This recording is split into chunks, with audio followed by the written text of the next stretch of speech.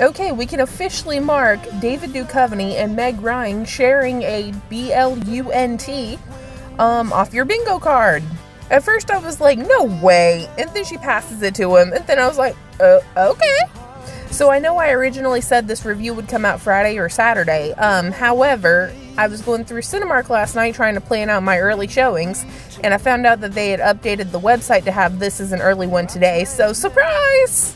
Let's get into it. So I need to make some corrections here. When the trailer first dropped, I speculated it was December because the movie comes out in November and it's snowing outside, so I thought it'd be like a holiday movie.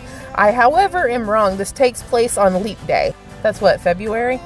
Anyway, the most important thing you need to know about this movie is that it's entirely character-driven. There are exactly 3 people who speak in this whole film. There is the airport overhead dude, Meg Ryan, and David Duchovny. It is just them talking through. It's almost like an extended therapy session where they're reminiscing about what happened to them. They're breaking down barriers. They're apologizing and reconnecting. And that's pretty much this entire movie. It's them in the airport conversating throughout the night. I'm really okay with that. I love just talkies. But if you're more of a plot-driven person, you need action, this isn't for you. That being said, if you like low blood pressure films, this is it for you. If my blood pressure were any lower from watching this flick, I would be dead. And a lot of the humor in this feels very Gen X coded. It reminds me of my mom and my aunt and my uncle.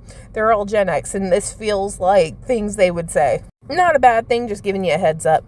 And then I found out at the end that this is actually based on a play called Shooting Stars, I think, or A Shooting Star, something along those lines. And that makes a lot of sense. And she dedicated it to Nora Ephron. So while there's not really anything going on to this, I kind of love that she chose this to be her first film back into the light after, 2 decades? Or almost 2 decades? Because it's basically just her talking. It feels like you're catching up with an old friend, you know? Hi, how are you? Have you been? Have the kids been? Things like that. And I think that was a really good thing for her to do as her first project back. Also, look at this beautiful scene since she directed. What you can't see is behind the blue there, it's all the snow falling and it looks so pretty. So here's the deal. I'm going to give this a 6 out of 10, but I'm only giving it a 6 out of 10 because I think it's a very, very niche group who's going to enjoy this. I think if you were going into this film thinking there was going to be a whole lot going on and then you're just watching 2 people talk for about 2 hours, you're going to be very disappointed. So 6 out of 10 overall, but my personal rating would probably be closer to like an 8 out of 10. Okay, bye.